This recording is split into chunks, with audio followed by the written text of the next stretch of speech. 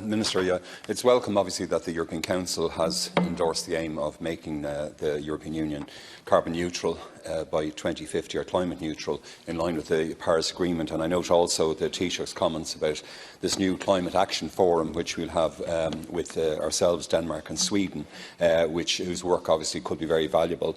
But clearly the targets, Cathaoirleach, for Ireland for 2030 laid down in Ursula von der Leyen's Green New Deal, they'd certainly be challenging for the next two Irish governments. Minister, when will we see definitive proposals for the so-called socially balanced and fair transition referred to in the Council's communiqué?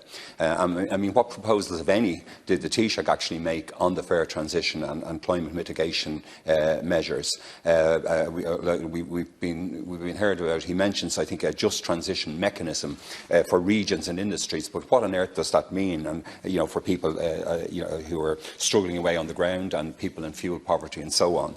Earlier today, Minister, I discussed, of course, with your colleague, Deputy Coveney, our increasing ties and cooperation with Scotland, and with the UK, of course, definitely leaving the European Union, and potentially Scotland leaving the UK.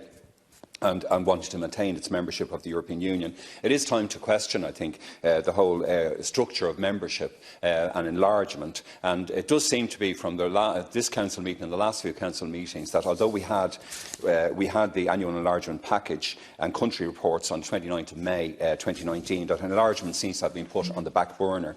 And again, I was asking Deputy Coveney specifically about the futures of Albania, North Macedonia, Serbia, Montenegro, Kosovo, Armenia, Georgia, and indeed even Turkey.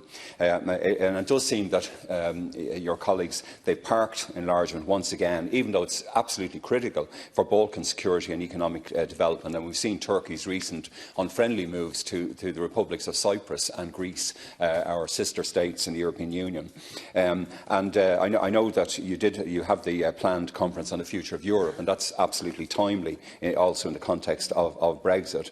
And your conclusions 1920, I think, mentioned Turkey and Albania, but they didn't go into anything further about possible membership, for example, for Albania, even in the short term.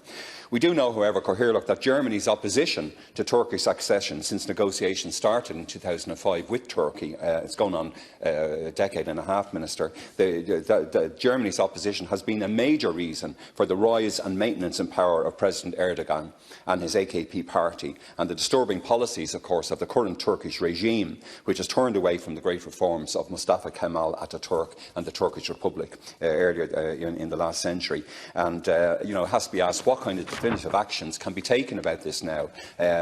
So clearly the policy and plans for enlargement are really critical to how we see Europe evolving. If certain states are with a long tradition in European, and this might also include the various states of the Russian Republic and of course Ukraine, Kazakhstan and so on, but if various states are precluded effectively from membership in any medium term, what is the situation? Serbia and Montenegro, for example, have been candidates since 2012 and 2010, again we had the report on Kosovo, of course, as well, and saying that the situation, of course, there is challenging, and we know the situation in Serbia, Kosovo, but it does seem that, like North Macedonia, Albania, who have been candidates since 2005, 2014 respectively, that we should be moving on those, and that if Europe is for all Europeans, then clearly the current situation is not tenable, and particularly with the UK leaving. Our last pre-budget discussion or pre-council discussions,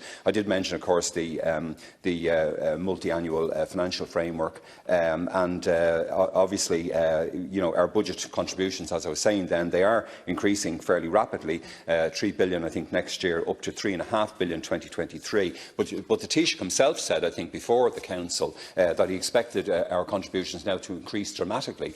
And I was saying, Minister, of course, that we don't want a situation where these contributions will be such an overwhelming part of the budget, like our interest payments in the past. So I just want to know, had the Taoiseach got any input into the so-called negotiating box on the MFF, which is prepared by the Finnish presidency and I think presented by the new Finnish Prime Minister? And has he got real real commitments? He mentioned the peace dividend or whatever, but have we got real commitments for support from the European Union in the context of the UK leaving in a few weeks' time? Thanks, Can or Cathaoirleach.